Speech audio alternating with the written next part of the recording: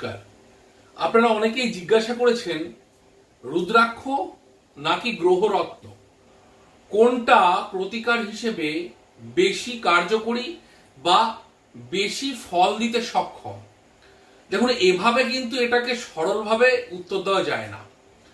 আমি বলবো জ্যোতিষ শাস্ত্রে যত ধরনের প্রতিকার আছে তার মধ্যে গ্রহরত্নের প্রতিকার হচ্ছে সব থেকে কার্যকরী, সব থেকে ফল দিতে বেশি সক্ষম। কিন্তু যদি দেখা যায় কোনো জাতক এবং জাতিকার কুণ্ডলিতে বিশেষ বিশেষ কিছু ঘর খারাপ রয়েছে, পীড়িত রয়েছে, তাহলে কিন্তু তাদের গ্রহরত্নের প্রতিকার হতে চায় না। কোন কোন হাউস?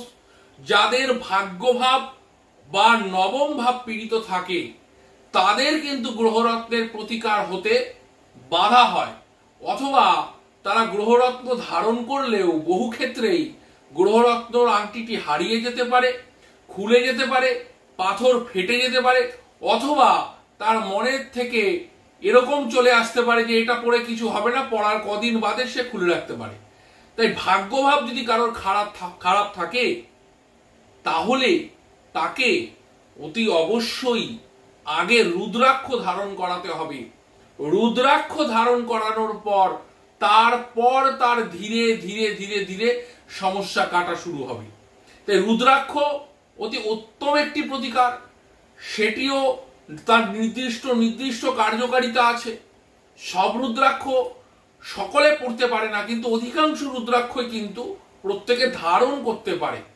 একমুখী রুদ্রাক্ষ ধারণের ক্ষেত্রে বিশেষ কিছু নিয়মাবলী আছে এবং 21মুখী 14মুখীর মতো পাওয়ারফুল রুদ্রাক্ষগুলো ধারণেও বিশেষ কিছু নিয়মাবলী আছে।